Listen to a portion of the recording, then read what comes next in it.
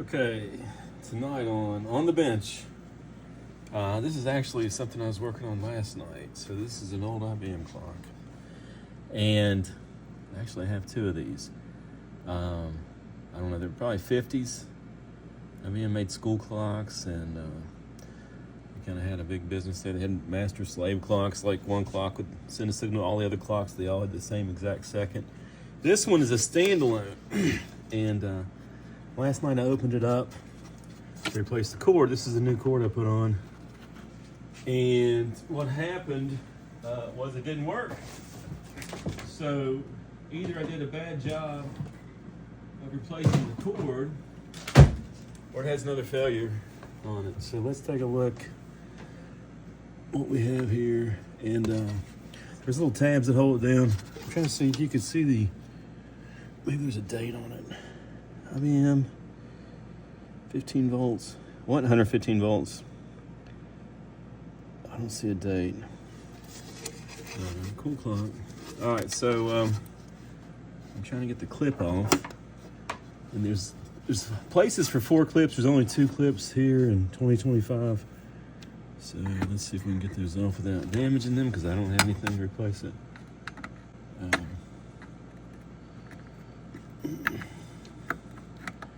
I got them off last night, but I didn't like how I did it because it bent them. This is how I did it. Woo! All right. Hopefully that was visible. Clock case is coming off. The other thing I did last night, and I should have filmed this last night, I replaced this grommet in this, so you can't have like a rubber wire touching metal, because it'll short the wire, cut the wire, and you could have a short. Also, this is a UL knot here, and then I stuck a regular knot behind it so you can't pull it through the grommet. All right, so I don't know if this was the original clock mechanism, Synchron. Need to take a picture of that and then see if find it on the internet. It kind of looks newer. The other IBM clock I have has a vacuum tube in it, which is interesting. I'm glad this one does not have a vacuum tube in it, but the other one's working. All right, so here's the. I did this last night. Let me get some scissors.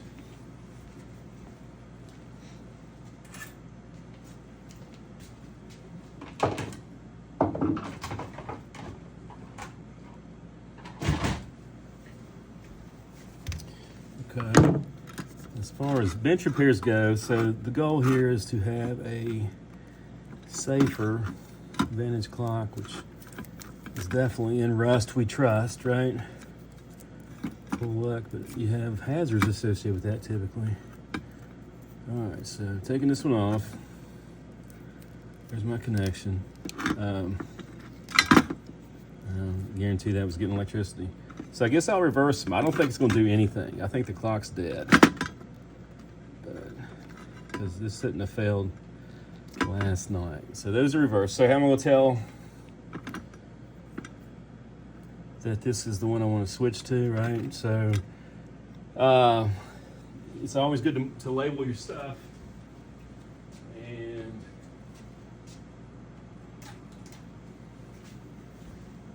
so just in the interest of not screwing this up again, I'll put this piece of painter's tape on this one, and yeah, right, and on this one, and then the other one,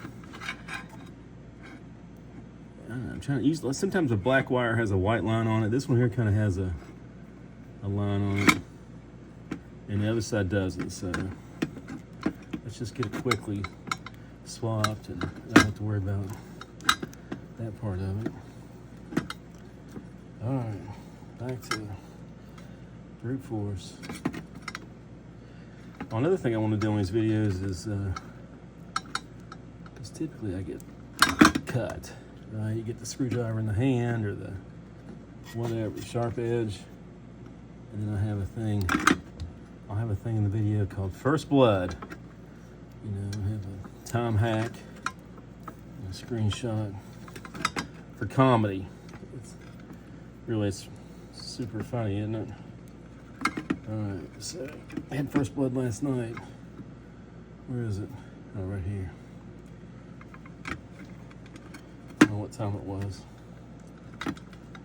All right, so tape slowing me down. Did a good job last night. Both those wires were touching. Okay, there's no scenario where juice wasn't flowing. Just fighting it. All right, so here's that wire coming off, and I want to put this wire on this one. A couple points, you know, if you guys don't do much electrical stuff. I always have a wire stripping tool. And what happens on these is you can see the gauge. Okay, 14 gauge. I think it's this 14 gauge. 14 gauge or 16. And, you know, get a sharp tool. And it's very useful.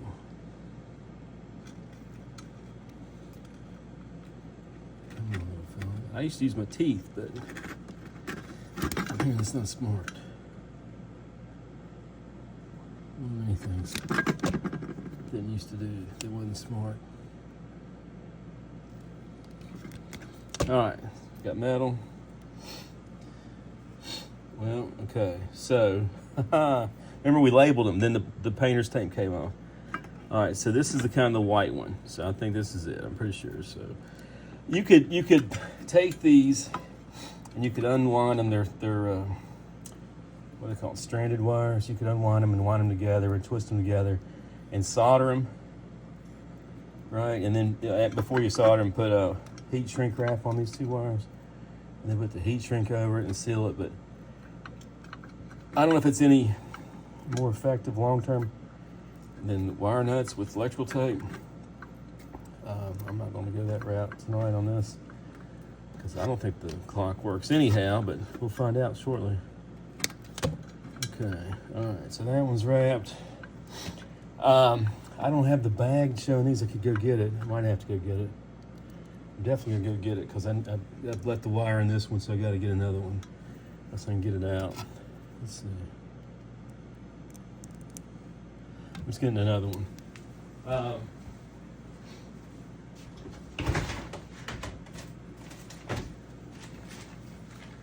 So on wire nuts, typically there's some collar coating, and it tells you like so.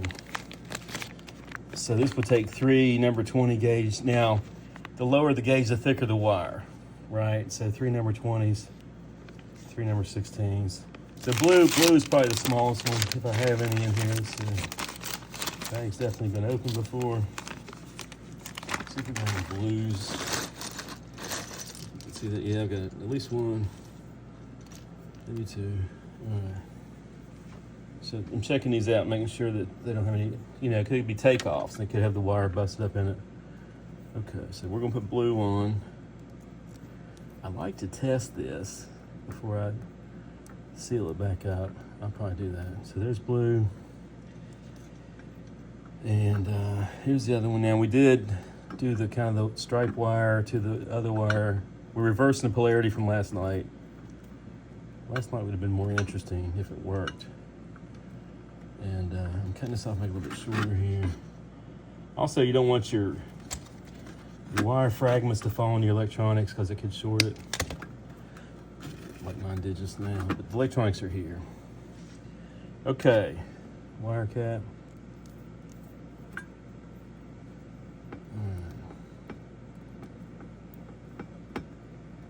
And then, all right, let's test it. Typically I would tape it.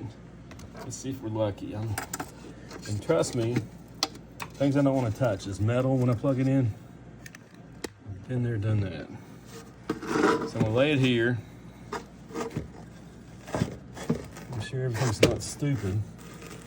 Right? Okay, so the wires are fine. Case is off. Can we reach the outlet? Famous last words. Okay, will the second hand move? 3, 2, 1.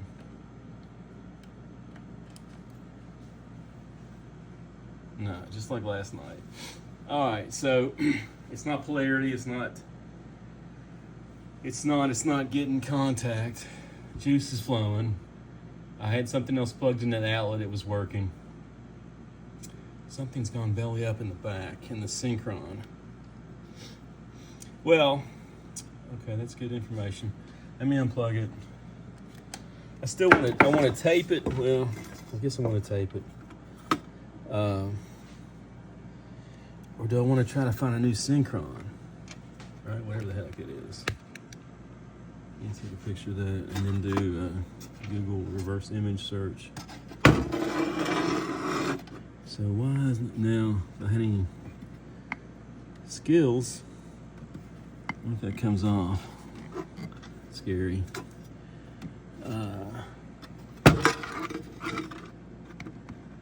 I don't think anything else can be done tonight. I'm gonna stop here. The question is why? Could be needs oil. I don't know. The gears look kind of dry. This is the, sorry that's flopping around. This is the how you adjust the hands. All right. And it's not engaged. I'll plug it in again, make sure that I didn't do anything good there. And nothing. Also, had my hand on the metal. Thank goodness it's not like internally failed. All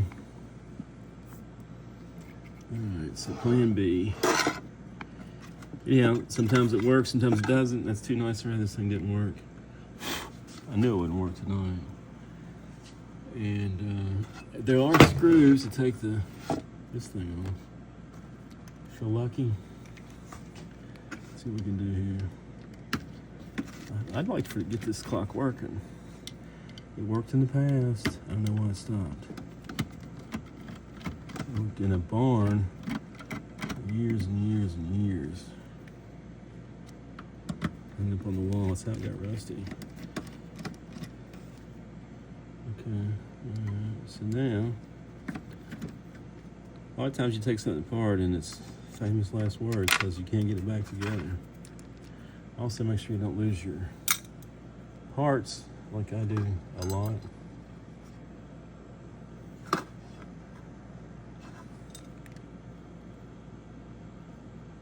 feel like there should be another screw in sight. Okay, we're off. Interesting. Here's the question. Okay. Make sure I got 4 screws in there. 4 screws. Okay. Probably could have found a better place to put them. The question is, so this is the gears for the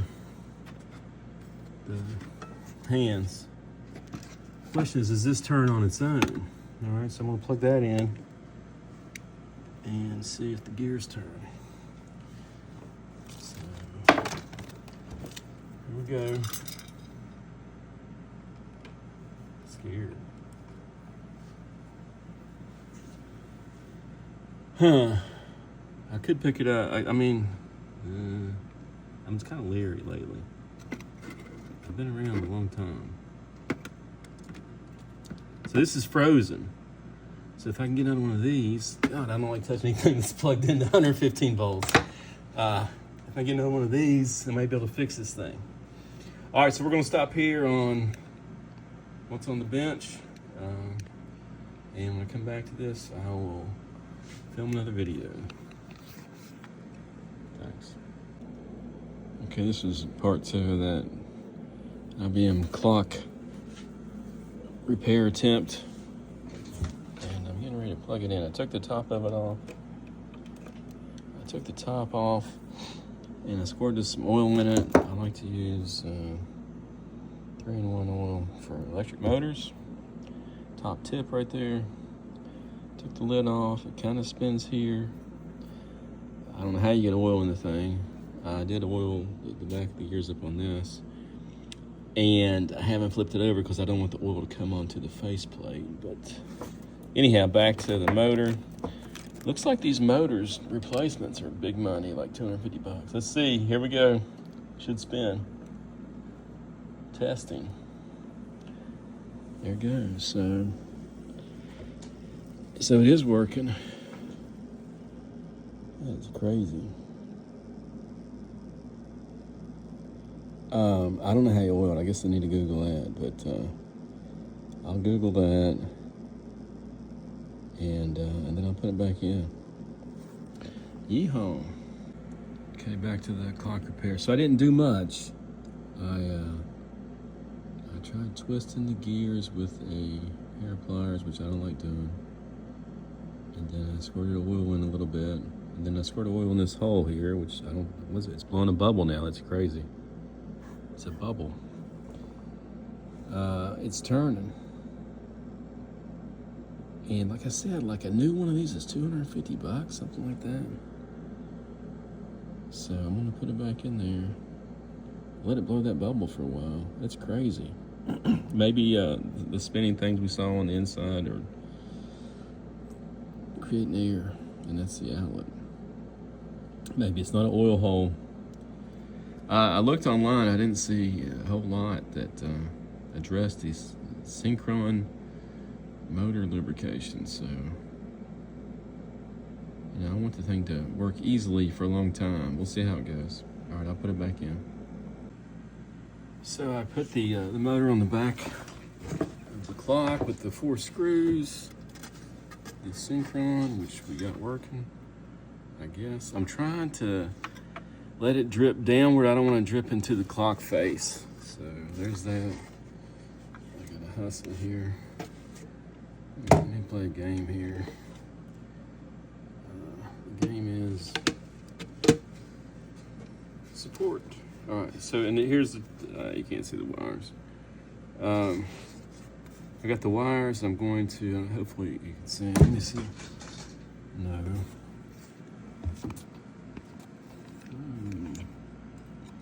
Support. Okay, all right, so we're right here.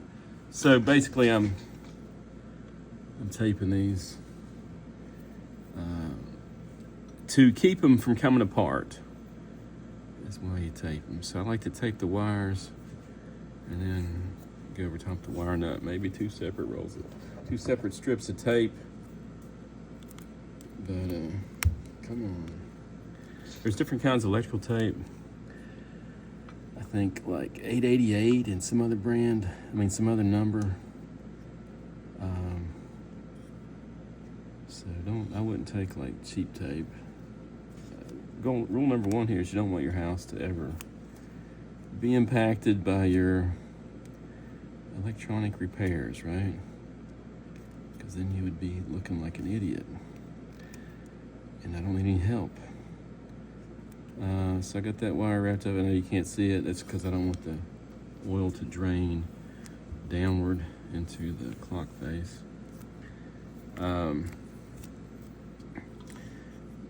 So long term on this, I'm putting 2 wires on it. 2 pieces of tape on it to cover to take the wire nut and secure it to the wires as well. Long term on this, I just want a safe clock that works, right? Who doesn't? I hope it doesn't get hot or anything. I hope the oil was useful. We'll find out shortly. See if it runs. I think it's going to run. But you don't want to have an old artifact, that's not safe. Right. A lot of things give off heat. This clock, actually, when I took the motor out, the motor was October 1958, so it's October 2025. So that is, let's do the math on that. 42 plus 25. 42 plus 25 is 67 years old. Wow. Just the motor, and I don't know if it's ever been oiled before. I doubt it. Hopefully you guys can see what's going on here. So the wires are taped, and put them back in the box, covering up the motor, and I'm risking oil right now, so let's move out quick on this. Gravity's not my friend in this case. come on. I gotta get those little clips that we took off in the beginning. Oh, yeah. Come on.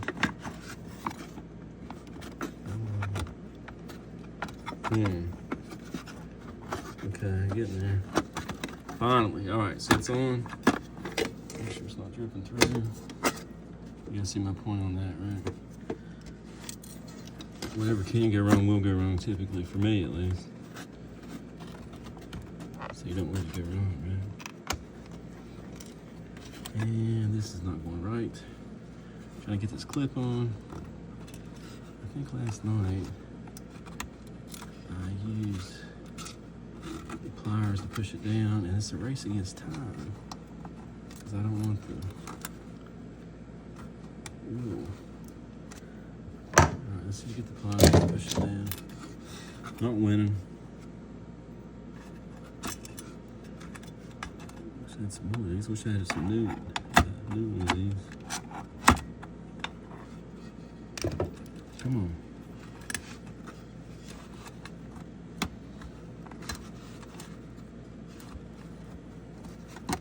On. Hallelujah. Tight. Uno mas.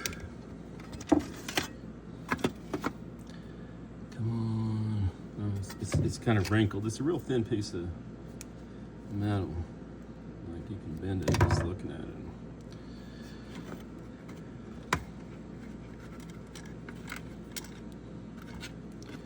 The clip.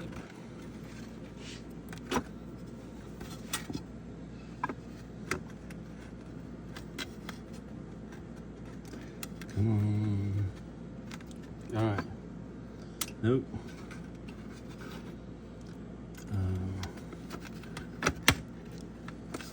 Come on.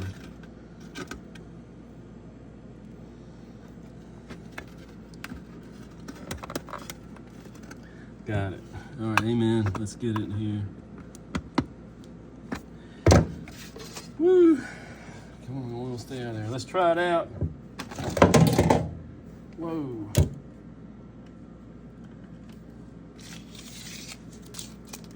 Clock movement. Hallelujah. You set the time. Let's see. It's horrible. It's 12 what? 12:27. Great.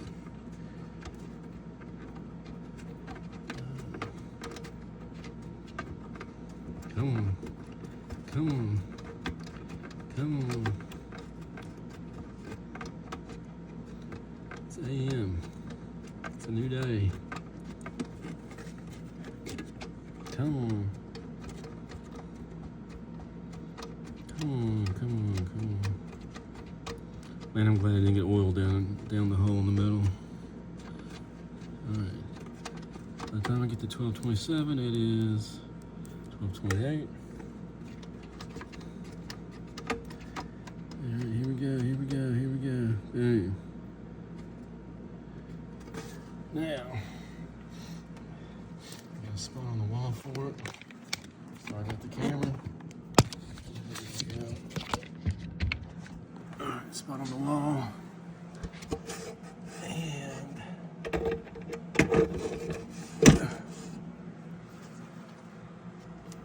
perfect. Need to move the cord where I won't knock the clock off the wall. We can figure that out later. There it is. Memphis Light. October 1958. IBM Clock. Perfect.